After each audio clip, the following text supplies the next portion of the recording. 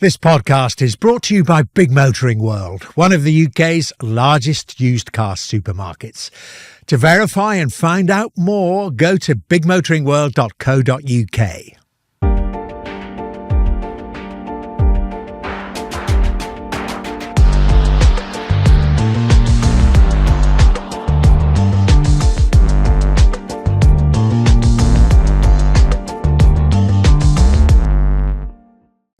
Hi there, welcome to Legends of News with me, Dermot Murnaghan, the podcast that delves into the experiences and memories of the journalists who've been on the spot to witness some of the biggest stories unfold right in front of them over the last few decades. Basically, you could say they've been around the block a bit. Well, my guest today is one of the busiest people in news and way beyond, so we're lucky to grab her. She is multi-talented and multi-skilled and even survived sharing a breakfast sofa with me for a few years. She is none other than the wonderful Dr. Sian Williams. Hi there, Sian. Oh, so good to be with you. And I was looking at you as you were delivering that, and it felt like being back on the sofa when I had to look at you when you were reading, and then you had to look at me when I was reading, and that sort of geography of the breakfast TV sofa.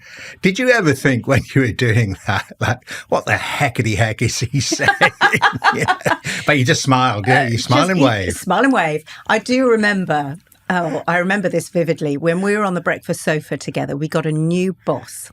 And the new boss changed the backdrop to clouds. Do you remember that? Blue sky and clouds, which the audience hated. And they let us know. Had to be sunny. Really quickly. And we had to get rid of the clouds and get rid of the blue sky. And they also introduced something called the ad-lib chat. Oh, God. Do you remember this? Is it making you come out in a cold sweat? It does, actually. Yeah, I do remember where this. Where we would read the news, and then suddenly there'd be a little thing in the autocue saying ad-lib chat 5 minutes. Yeah. And it would come at us out of the blue, and we'd have to turn to one another and come up with something and chat for a few minutes. I mean, it does. It makes the hair stand on the back of your neck just thinking about it. But it's a contradiction in terms, isn't it? Because you can't kind of make it happen, it so. It has to be organic, and you want to chat when you want to chat, as we're doing now. Exactly. I think the other thing is that under the rules of impartiality, you are constrained. Yes. Because we all, don't we, even as news professionals, years and years, thousands, millions of hours and minutes behind us, you have thoughts about things. You read a story and you think, they're a load of old rubbish, or or you're interviewing somebody, they're lying. Yeah. Now, if you have an ad-lib chat off the back of it, you can't say that. No, but you can't. So you just say that was terribly interesting, don't you? Yeah. And did you, like me? I remember that. You think, we'll have to have a chat about this. You start reading up random things to kind of throw out there, which. I mean, I think, Dermot, it happened organically anyway, and I get what they were trying to do. Well, we started ignoring that, and then and then just having a chat when you had a chat, and it worked much better. Because then sort of what parameters you're working within, and you can talk about the stuff that feels comfortable to you. And because we understood each other and respected one another and trusted one another, and I think that's a key thing. If you're sitting next to somebody on that sofa and you're up at whatever in the morning and it's 3.5 hours of live broadcasting, there has to be trust and respect, doesn't there? Because you can't throw something out if the other person is going to Well, it's a trapeze act, isn't it? You're throwing someone across the empty void and they have to catch you. I'll catch you. with no safety net. Yeah. Well, you did all the time. I mean, too. The thing is, it was complimentary. I mean, and it is, those good double acts, and, there were far, far better ones involved than me. But, they have to be aware that, they might have to jump in. You can't just switch off. If you're doing an interview, I can't entirely switch off and prepare for the next one. You've got to listen because you are, to the audience, part of the team. The team are presenting, not individuals. I think that's a really good point as well, because what that says to me is that the audience need to see generosity in that team. that it's not just about you. You know, and you instantly said far better ones than me, which I don't think is the case at all. But I do think there's something about you are never bigger than the programme, that it's an honour to be there, that people are inviting you into their homes first thing in the morning, and you have a responsibility to hold that well and to show that you can engage with all your colleagues, you know, behind the camera as well as in front of the camera, that it is an enormous team. So my husband, who was a producer for a long time, and I was a producer for a long time, used to say, producers work hard to make you look good. And you might be in the front of the camera, but all this really hard work goes on at the back, people who've been up all night putting the show together. So you have a resposibility to them as well, don't you? To do it justice. Yeah, and to show that generosity. And I think you were a very generous presenter. Well, listen, you're very generous to come here and say things like that. You are far bigger than this little programme, and it's our honour to have you here. I like to kind of delve into the backgrounds, you know, what motivated our guests to get into this world of news and survive there for so long.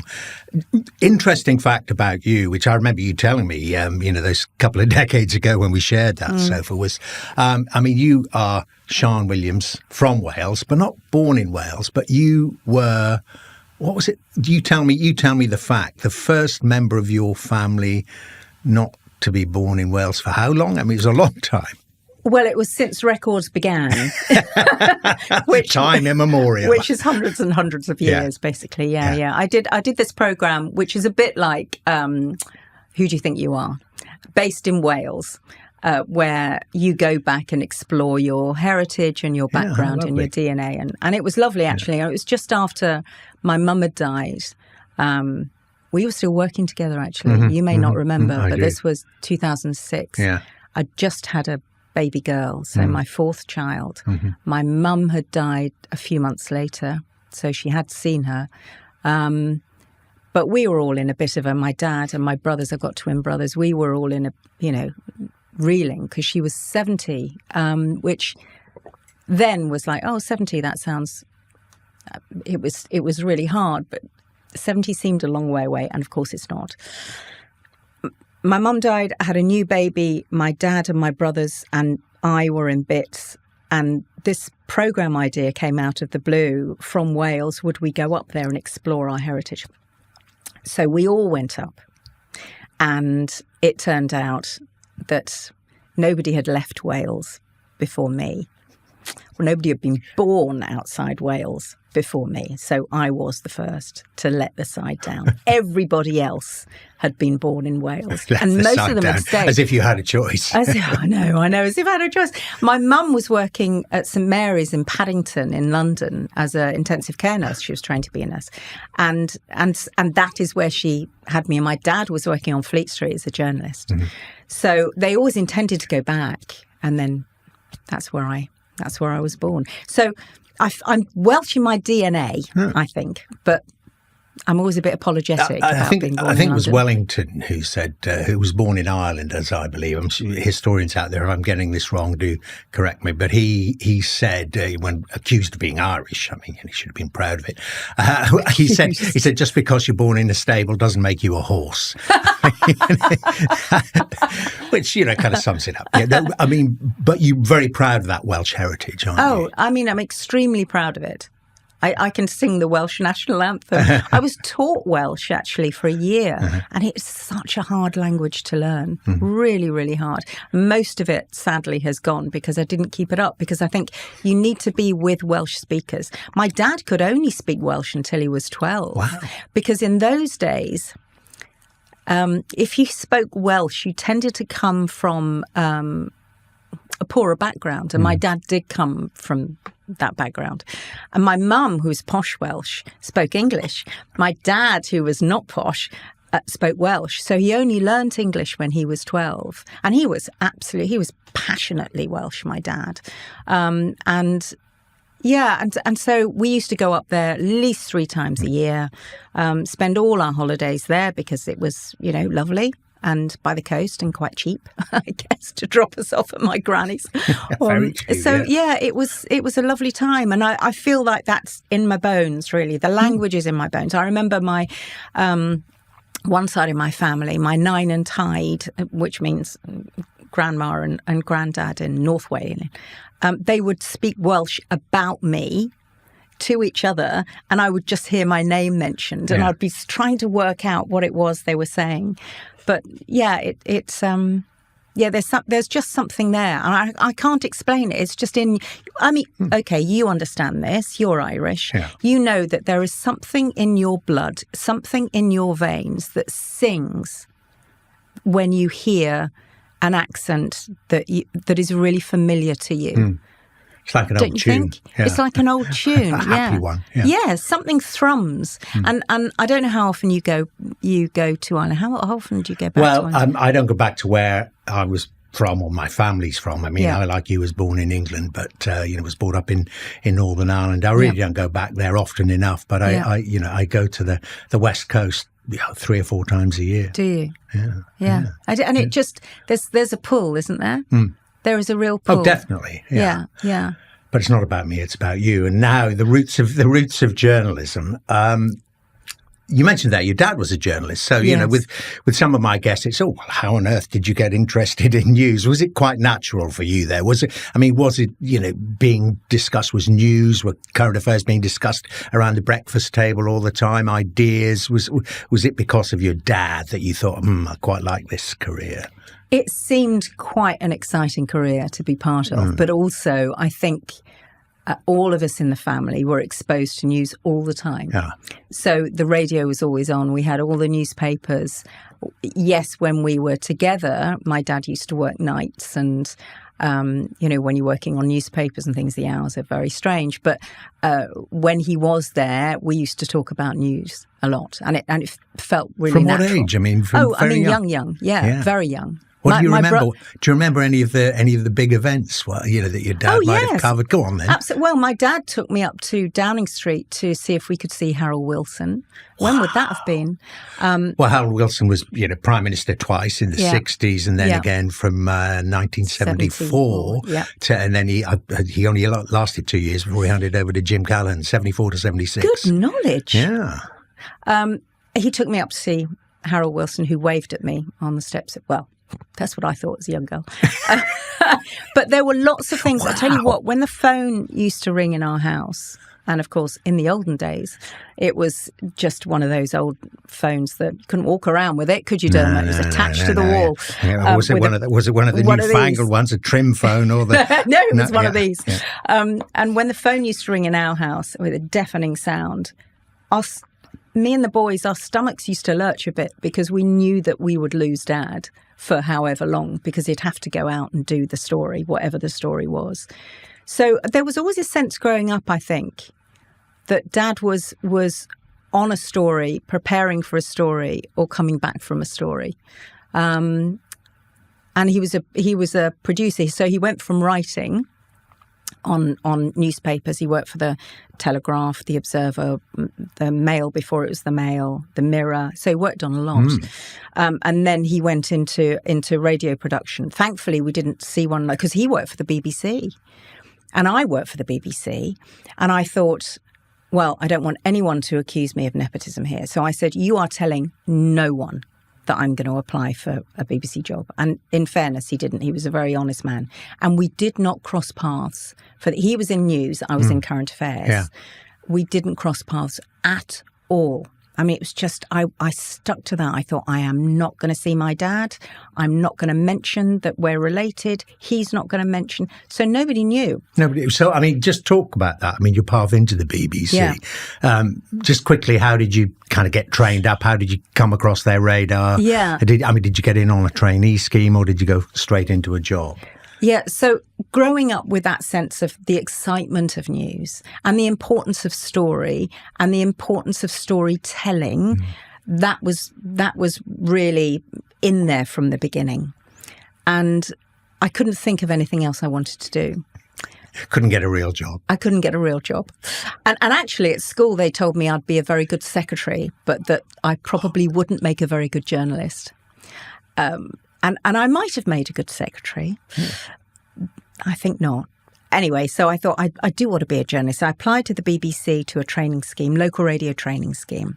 And I applied for a newspaper training scheme, the Thompson training scheme. And I got interviews for both. And I got offered positions, which felt really unusual for me because I went to a polytechnic. I didn't go to a university. And in those days, polys were thought as much inferior to universities. And even when I was studying at the poly, they were saying to me, no, journalism isn't for you. You know, you're setting your sights too high.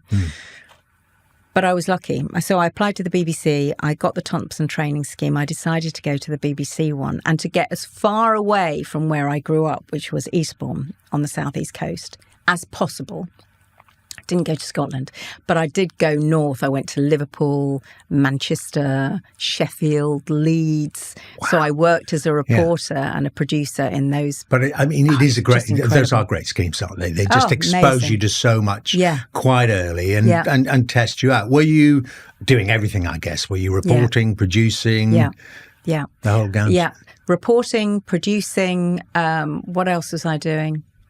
Making teas, doing everything. But things, when you go to big cities like that, which is where news happens, it happens and it's intense. These are big news stories happening in these patches like Liverpool and Manchester. Yeah. And as soon as I arrived in Liverpool, which was my first attachment, which is where I really wanted to go, there were the strikes, there was militant tendency with Derek Hatton, who was running Liverpool City Council. There was Neil Kinnock, with that sort of talking about Derek Hatton and the taxi cabs. The grotesque obscenities. Exactly, going around handing out P45s to workers.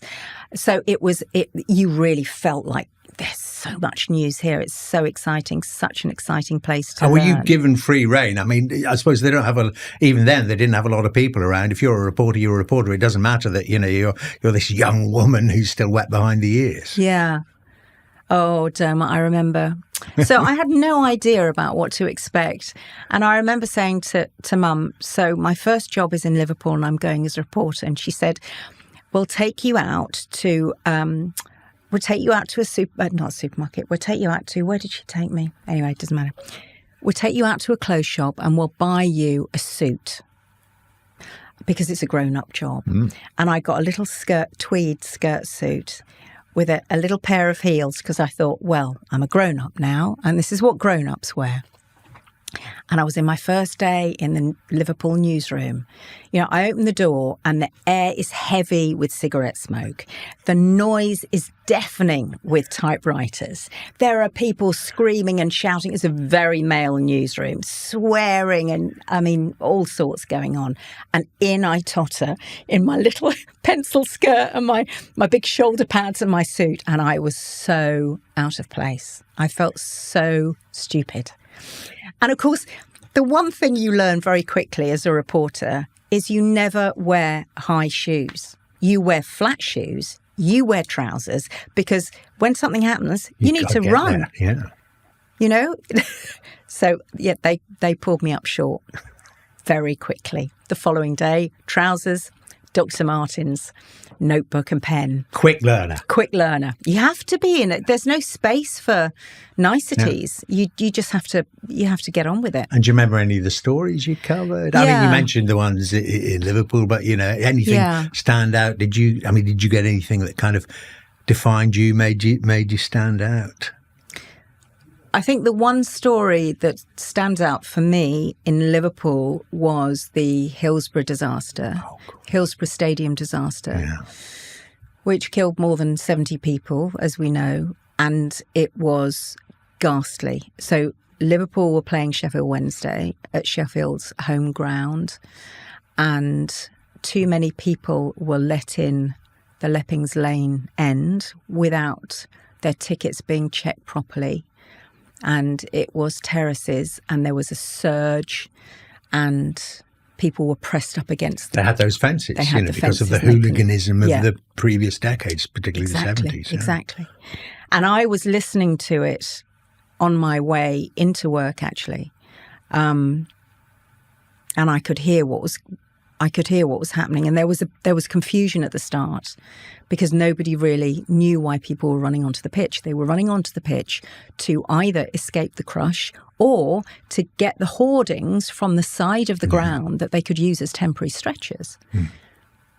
And so I ran into the newsroom. Everybody was there, and I think it was the first time that news went 24 hours on a radio station. Because we had to keep going. And that is, I tell you what, that felt like one of the most important jobs, the most responsible job I've had in my career, which is you are embedded within the community. By then I'd lived there for a few years. You have to tell that story honestly and accurately and with sensitivity and compassion. But you understood that. You got that. I mean, it shows your kind of journalistic chops, your bones. You understood that process and the enormity. I mean, heavens, it still resonates now. Of course it does. Yeah. You say that I understood it, and I don't think I properly grasped how huge it was, because you're working minute to minute, and because you're thrown into circumstances where I was 21, 22, where I'm suddenly interviewing someone who is in profound grief and distress and confused and traumatized and trying to get their story, understand their story, and then hold it and put it out on air so that other people can try to get a grip on what's going on and to understand what's going on. And that was like holding the most fragile vase. That was huge, that responsibility. And I think that is when I clocked what the job really was. It's not about excitement. It is about accurate, compassionate, thoughtful storytelling and helping people use their voice and getting that story out to others, because the way into an issue is always through the personal story. So it's important we hear those, and we're the ones that curate them, and that felt huge. That's all the conduit for them. Yeah. And we'll take a short break there.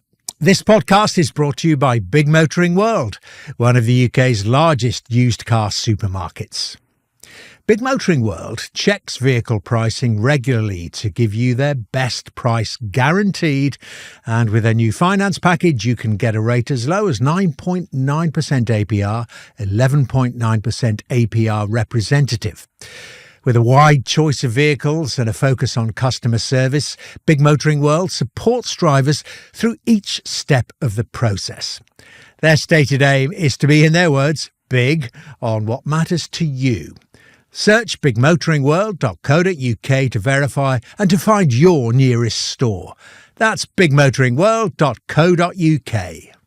You then, later on after you established yourself as a reporter, you became I think you must have been one of the youngest editors ever of, one of the most prestigious national network radio programmes the world at one. How did that happen? How did you cross that divide? Because there is a kind of divide between reporting, producing and editing. So I was one of the output editors. It took a time to get there, I felt. But yeah, I was young. Yeah. It was the early 90s, wasn't it? Oh. Yes, it was early 90s. Yeah, 1990. Wow. I started in Radio 4, 1991. Big stories then, of course. We had the Bosnian War. We had, they were huge. Gulf War as well. The Gulf War, it was, massive. Yeah, again, a big responsibility. And that feeling, you and I talked about imposter syndrome a little bit earlier, didn't we? Always feeling, even now, Dermot, how old are we both? Even now, there's the sense of, how am I here? What gives me the right to have this voice or to carry other people's voices or to do what I'm doing? And I felt that then, and I probably still feel that now. But then the big stories, as you say, when they engulf you, you just get on with it. You just get on. It's like when the red light's on, there's no time to be thinking about you in it. You just have to do the job. And I think that's, if you're particularly, I didn't intend to become a presenter. I liked being behind the screens. I liked being away. Well, how did you get that? How did you get that job? I mean, editor is, you're choosing the stories, you're choosing how they're treated as well. On a day-to-day basis, there was an overall an overall editor of The World at 1 and PM and The World This Weekend. But you are choosing the stories, and that when you're drawing up that running order, I remember saying to my overall editor, who was going away for the weekend and left me in charge of The World This Weekend for the first time. And this was 45 minutes of news and comment from Britain and around the world with the voices that I had grown up listening to.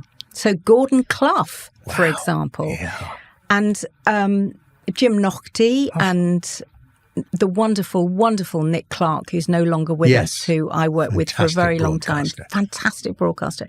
But these are people I idolised. And all of a sudden, I'm the one asking them, because you never tell these presenters what to do. You ask them nicely if they could wrap up the interview or ask another question. But you are also drawing up this running order. And I said to my overall editor, who was going away for the weekend, I'm planning to lead on this. And he just sent me 2 words back, which was brave choice. Brave choice. Might as well have said, on your own head, be I it. know, exactly. But that was very freeing. What he was saying is, there's a reason I've given you this. Just do it. And take the consequences. Because what would happen is you would do a programme, and then the following day you would always look at the newspaper headlines and think, did I get that story right? Was my framing right? Did I speak to the right people? And that was a big thing. Just tell people, listeners and viewers, and indeed me, how you put a running order together. Because you've got a finite amount of time, and that's how things have changed. Yes. You are effectively telling people, in this order, these are the most important stories in the world today. These are them, not ones I've left out. I would always find, and I remember sitting with you, you'd go, why are we leading with this? Why is that not there? And I was thinking, wow, one story's as good as another. They're all interesting. I'm not sure I'm not sure I could do it. Well, I genuinely have tried it myself. I couldn't put one together. Yes, I know. You need the most important one at the top if you can define on any single day what it is, and something a bit lighter at the bottom. In between, boom. How do you do it? That's a really interesting question, and I think it depends where you are working. Yeah. So, for example, when I was working on Radio 4 and putting running orders together, I really understood the audience. And they had, on programmes like The World at 1 and PM and The World This Weekend, they'd already had a news summary. So, and I felt that it was our job to analyse some of the more complicated issues and make them simpler, hopefully, and say, this is a news story you might have heard. What does it mean in practice? How will it affect your day-to-day life? So, and that is what you do in the programme. So I think it's always thinking about your audience and asking yourself, how does this have meaning to them? And how do you frame it in a way that makes sense to them? But it differs because on television, you've got a much broader audience. So when I worked on the BBC and BBC News, when I became a presenter, and there are other people doing the running order, I think the running order felt a lot similar to a lot of the other things you might have heard or seen during the day. So if it was the 10 o'clock news, for example, it would be an upsum of the most important stories of the day. If it's the 1 o'clock news, when I was presenting the 1 o'clock news on the BBC, it was emerging news. So what felt like the right story at 1 o'clock, it might have changed by 4, certainly would have changed by 6. And by 10 o'clock, you're looking back on the day and looking ahead to tomorrow. Yeah. So it depended where you worked. It depended what time of the day you were working. Television and radio differed, and even within television, so I'm sure you'll know this going from the BBC to Sky. When I went from the BBC to ITN and worked at Channel 5 for 6 years, again, there was we're broadcasting to a different demographic, and different things mattered to them. So, and we had to be aware of that and responsive to that. And so the news agenda was slightly different, I thought, at 5 to the BBC. Definitely. And pictures, of course. I mean, the different radio and television. I mean, yeah. You can lead on something on television Yeah. that actually isn't that much of a story, but my goodness me, there's some spectacular pictures there and they make it jump up the bulletin. Yes. And I always found as well the best, the legends of news writers, those reporters who can tell a story really well, look at the pictures and add. So they don't tell you what you're seeing. And sometimes that script is really sparse. Yeah. The best ones. They instinctively know, don't yes, Alan Little, Fergal Keane. I mean, there are loads of them, but they will be really careful about the sorts of things they say.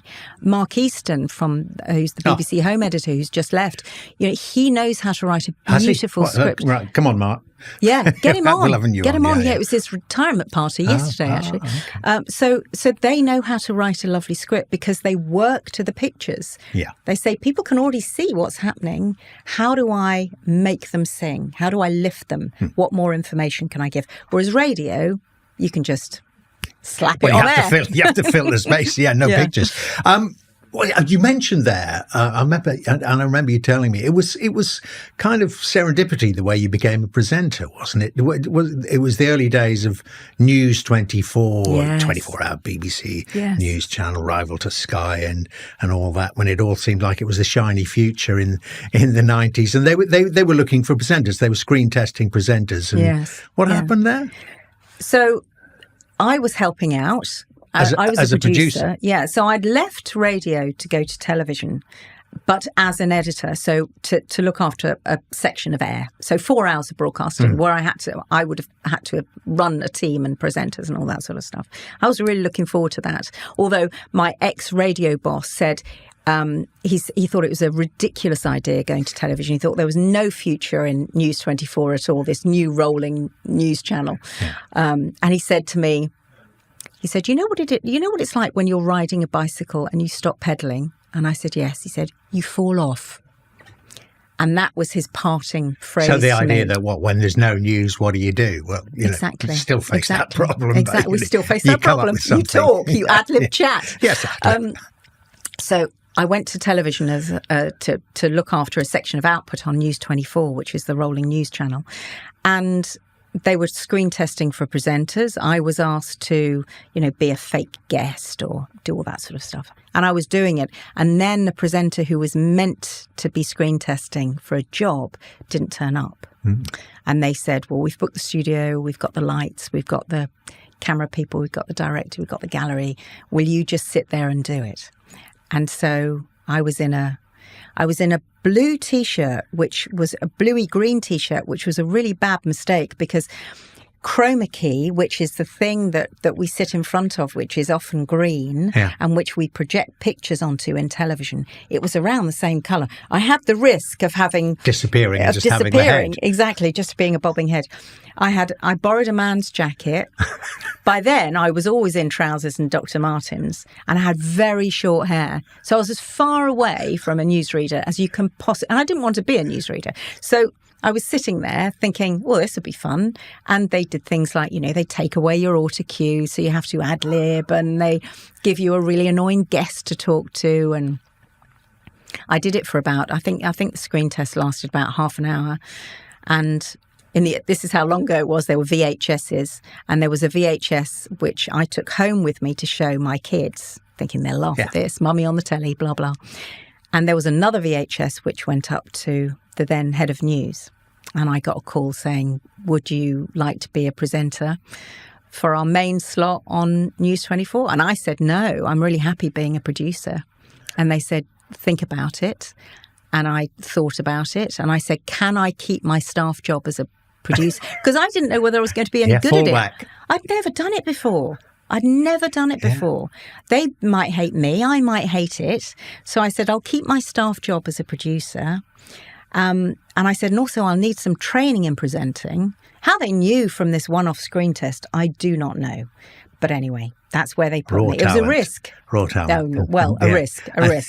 And more imposter syndrem. But you said the main slot, wasn't that with Gavin Esler, one of our guests quite recently? Oh, was he? Yeah, yes, yeah. Wonderful guy. I mean, yeah. But that idea of riding the bike, it never does actually happen, because you've always got something to discuss, haven't you? There's always something developing. And if you've got two people like you and Gavin there, then quite seriously, you do have a lot to discuss if nothing really is happening. Yes. Do you know what, as well, Dermot? I think it was the best TV job for me, because once I was on air, I didn't have to think about me. Because the news was non-stop and 24 hours and we just had to keep going, I wasn't thinking about me being a presenter. I was just doing it. And news was being thrown at us and things were falling. Gavin probably told you, if he told you about those days on News 24, things used to fall apart all the time because we were trying things out. Yeah. I mean, thank goodness there aren't that many records of us presenting. But they were very interesting times. We had the Northern Ireland Peace Agreement. We had some key moments during that time, elections. And I mean, it was non-stop and it was so much fun. And what was your technique for dealing with it, with dealing with when things fall apart? When something doesn't run, guests don't turn up, wrong guests, all that. I think you have to bring the audience in because they can see it in your eyes, I think. I mean, you try to hold things together, obviously. I remember when somebody died and we had a message from the Press Association. They were very, very important, saying this person has died. I won't say who they are. All I will say is that there were lots of obituary tapes that we knew that we could go to, a long obituary tape, which would have 10 minutes of this person's life, 5 minutes of this person's life, and we could collect our thoughts. And I just heard in my ear, the obituary cupboard is locked and we don't have the key. Sustained broadcasting. Those horrible words, sustained broadcasting. And all we had was one line. And then they'd say, BBC One is joining, because I was on BBC Two at the time. BBC One is joining you. BBC World is joining you. And now we're joining. And I could hear all this in my ear, trying to keep that face. Yeah. And you're carrying the audience. You don't want them to think that it's all falling apart. And the cupboard is locked. So you do that for a while. But I think occasionally when everything is going wrong, and we had quite a few of those times on Breakfast. Oh, yeah. When things didn't work, is you let people in and you tell them this, bear with us because it's live. It's live broadcasting. This is what live broadcasting is like. I actually loved it. As long as you didn't bumble and stay silent. Yeah. Well, they're part of the team as well. Yeah. But if you're like this, and then the audience can feel it. So tell me how you ended up on Breakfast. Not ended up, but how you moved then from on to Breakfast, BBC One. I think ended up is the right phrase, actually. It was a pinnacle. It's always felt like there's been no career plan for me. Some people have a 5-year career plan, a 10-year career plan. It's just what turns up Everyone and looks has a plan interesting until they're punched in the mouth. Until that philosopher Mike Tyson famously said. I haven't heard that. That's a good one. Yes, so I ended up on Breakfast because I was working on News 24. I was offered a job on Channel 4 and didn't take it. And I started doing some news shifts on the 6 o'clock news and the then 9 o'clock news and the 1 o'clock news. And then I started doing weekend shifts on Breakfast because it was on a Friday. I think it was just on a Friday and a Saturday. I didn't do It wasn't Sunday, even on right, Sunday. no. And then I started filling in and then... Yeah, and you were working with Natasha, of course, who was another recent guest on the show. 2002, yeah. So you were already there doing those shifts. I was already there, wasn't I? Because I joined in 2001. Right. So, and then when Natasha left, I sat next to you during the week. And then when you left, I sat next to the lovely Bill Turnbull, who's no longer with us, sadly. Indeed. 3 years it will be soon. Can you believe it? So... but Breakfast was, again, it was a wonderful programme with an amazing team and a generous team, and you felt like you were bringing really important things into people's homes. If that doesn't sound too naff, it felt a real privilege to be there first thing in the morning saying, this is what's happened and this is what's to come and this is why it means something.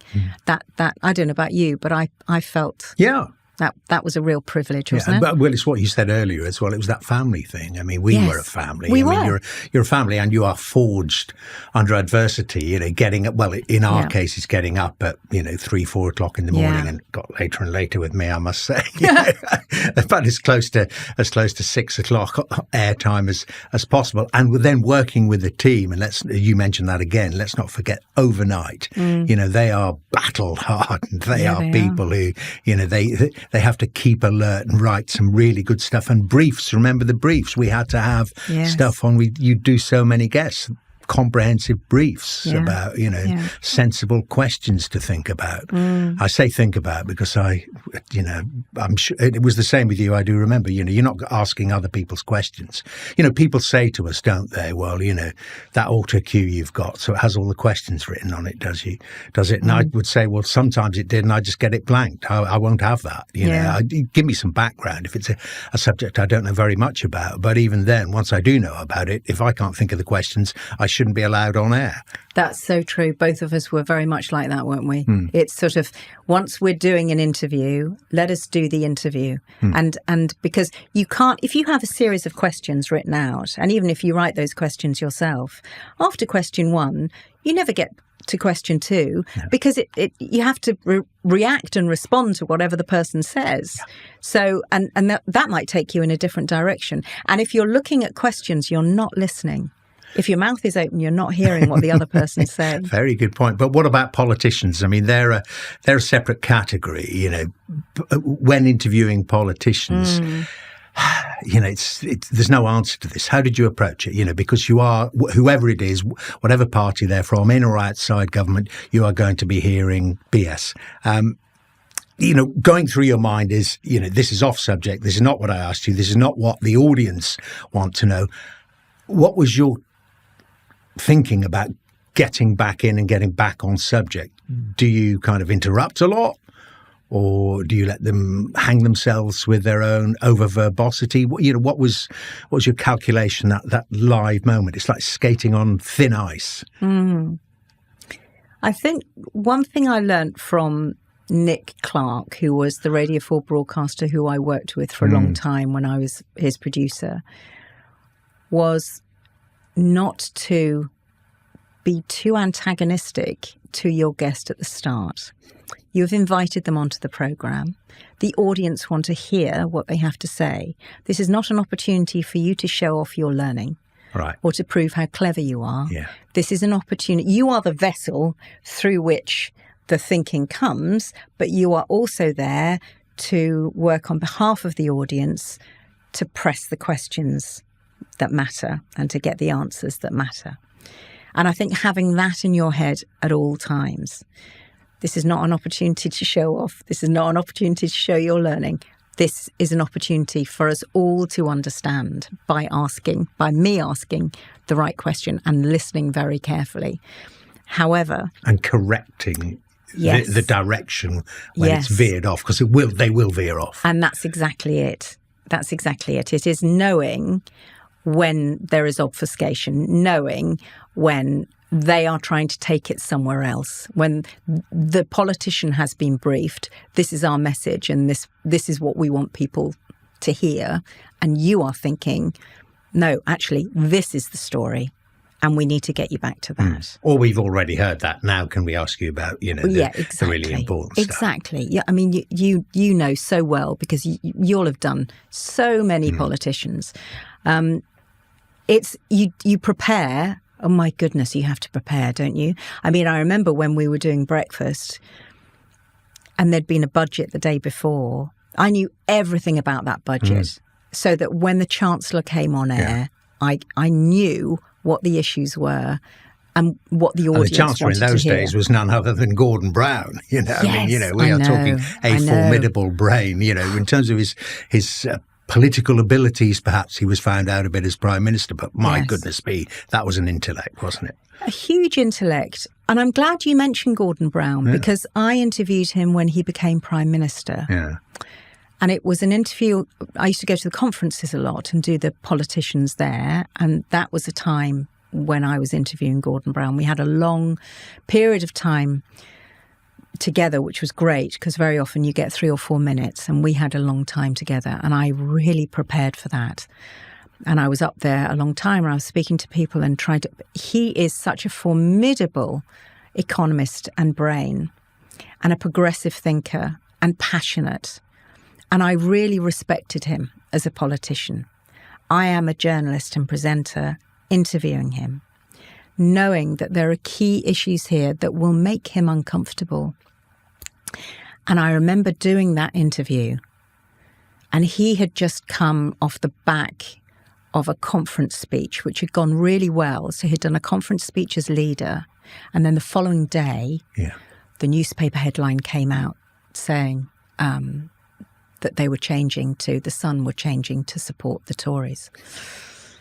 And so that was what I went on. Yeah. And he wanted me to do the conference speech, and I went on, have you lost it? Have you lost the papers, the electorate, the voters? And a few months later, he was out of office, but it was a difficult time for him. And it was a hard interview. And but that's the running order again. That's your journalistic head going, well, that is the story. I'm sorry, but the other stuff is interesting. We will get onto it, but this is the big one. Yeah. Well, the other thing I need to get on to, as we have such a lovely time discussing, the journalistic years, is then a change of direction in recent years for you. Hence the doctor.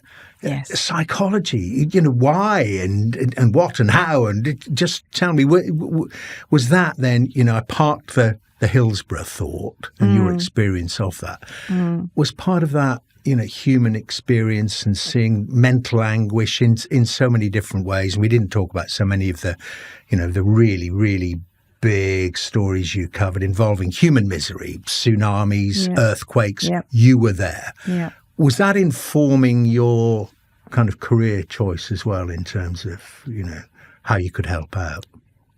Yes, without a doubt. Because I think from that early learning, how do I hold this story well and respect the person behind it? Every single time I went to a story, whether it was the Ladbroke Grove rail crash, or, as you say, the tsunami, or the Pakistan earthquake, or wherever you went, you were holding people's fragility. And I didn't think that I had enough psychological understanding, perhaps, or wanted more psychological understanding. So I really felt that I was giving as good as I possibly could to them, giving what I could to them.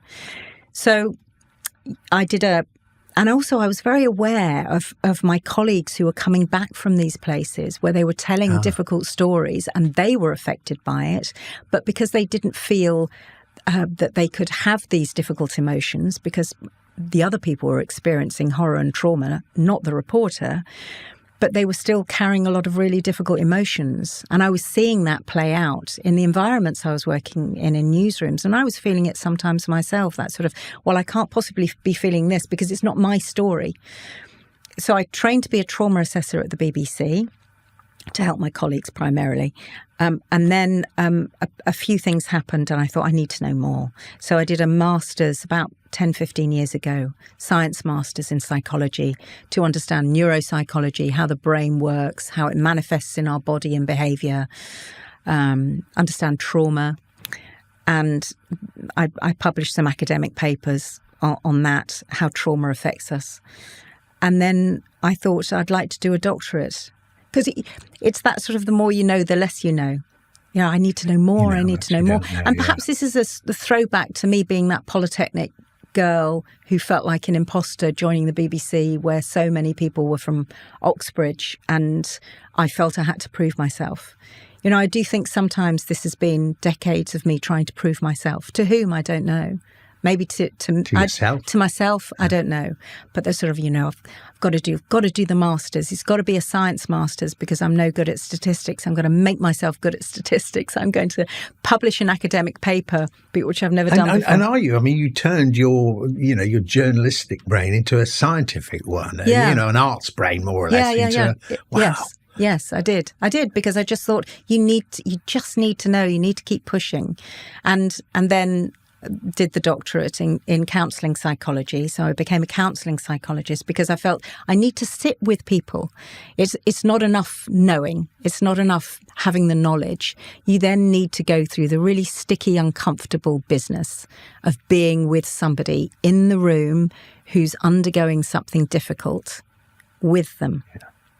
And that is tough. And that was 3 years of practice working in the NHS. I worked in the charity sector, worked with people with cancer, complex trauma, acute stress. Where else did I work? Yeah, and now I've been back in the NHS now. I work in the NHS. I've been there for nearly 4 years, working with people with trauma and anxiety. And during some of this, as you say, working with people in difficult circumstances, yes. You personally were going through difficult circumstances. Well, we're both going through them. Yes. Hopefully you've been through them.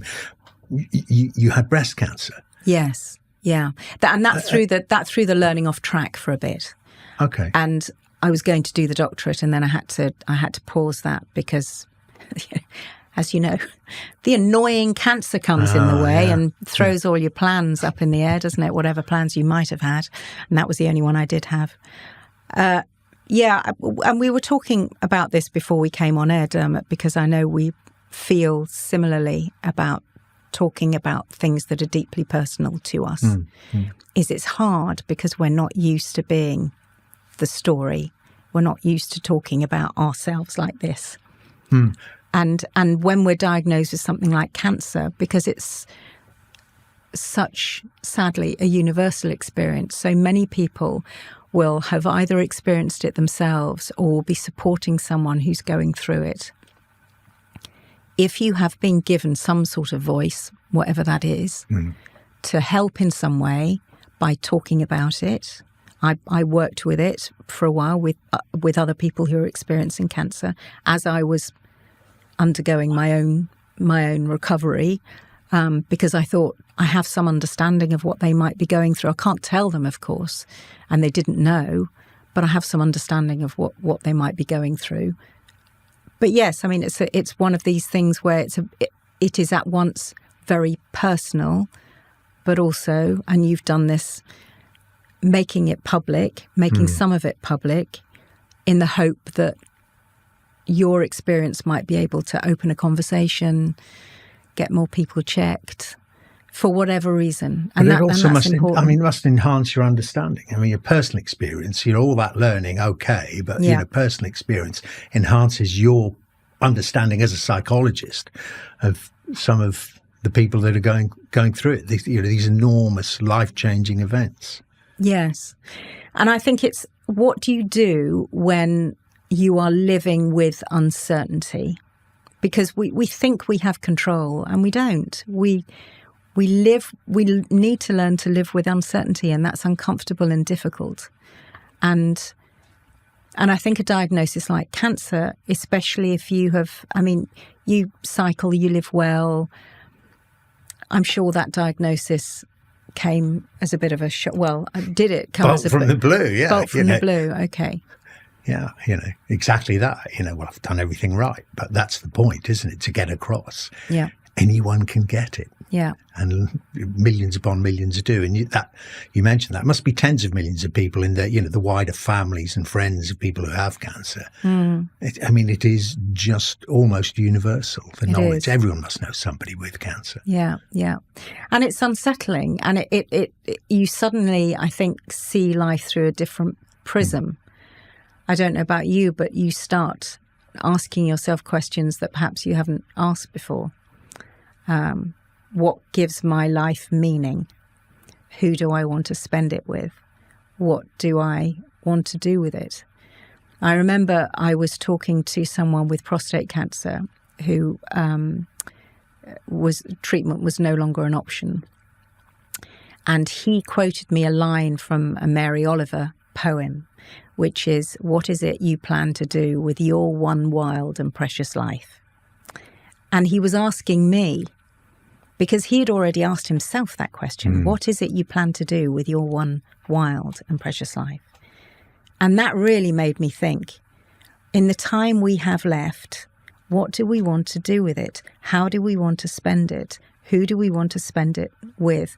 Where do we find our value and our meaning? And I think something like cancer forces us to ask those really difficult questions that we might not have asked ourselves without a before. shadow of a doubt. Do you feel you're finding more value and meaning through what you're doing now than what you did? Although there's crossover, isn't there? I mean, you are still very, very active in the broadcasting world. I would say, at your most active. Talk to me about this. Your Radio 4 show, which I listened to. I mean, it is just absolutely, it is riveting where you get the time and the space to talk to people in the most, extraordinary circumstances, like the guy you mentioned there. It must, kind of combine the two. It's the perfect mix, is it? Yeah, I love it. It is a gift because it brings together broadcasting and psychology. Yeah. And because you're sitting with someone who's gone through something extraordinary and life-changing, and you're working it through with them and trying to get an understanding of how they see life now. So that moment, whatever that moment was, what happened then and where do you go? Because it's very often it's those sliding doors thing. You could have gone one of two ways. Why did you choose that way? And that way, then quite often something absolutely appalling happened. And if you hadn't done that, then ooh. Yes, yeah. But also some of the stories feel on the basis of it quite small. So there was somebody who had a difficult situation at work and started to stay inside. And then cut herself off eventually from the people she loved and the things that she loved doing, and developed agoraphobia. And I work with people with panic. That's what I do in my NHS job. And she was experiencing panic. And I thought that on the scale of it, and we're now in our 10th series on life changing. This was not a big life changing moment, but it completely shifted her life, and how she came back from that was really interesting. She got a camper van and started going bit by bit away from home in this little sort of in her little sheltered camper van. But that story really resonated with people in a way that I didn't expect. So we have those stories, but we also have dramatic stories like bosses slitting their employees' throats in a coffee shop when they were invited out to discuss their job role. I mean, honestly, you wouldn't believe the kind of stories I hear, but it's fascinating. I mean, it's called life-changing, but it is life-affirming for the listeners. Good. But it really is, because that, you talk about, the agoraphobic woman, and you just kind of, you really identify. Yes. With her, and then you think, oh, that's a worldview I hadn't thought of. Yes, or you think this person is saying something that I've felt about myself for a long time. So we did a story with somebody called Hazel, who overheard a remark that was made by two teachers about her when she was 8, saying she was stupid. They used worse words, but saying she was stupid. And she thought she was stupid for decades and decades. So she didn't have children because she didn't want to pass on what she thought was the stupid gene. She didn't go to university. She dropped out of school. It changed the whole trajectory of her life. And now she's doing a PhD and she's in her 70s, because it took until she was sort of late 60s to go, I'm not the person you think I was.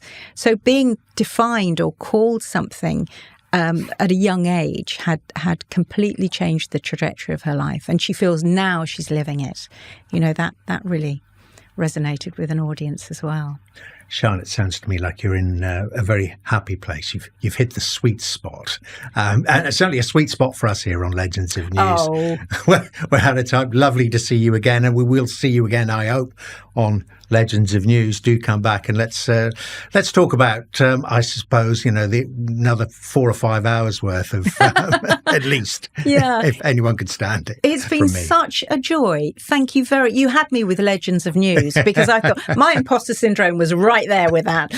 But it's been such a joy catching up with you again. It really has. And we will continue to do so. Yeah. Sian, thank you very much indeed. My pleasure.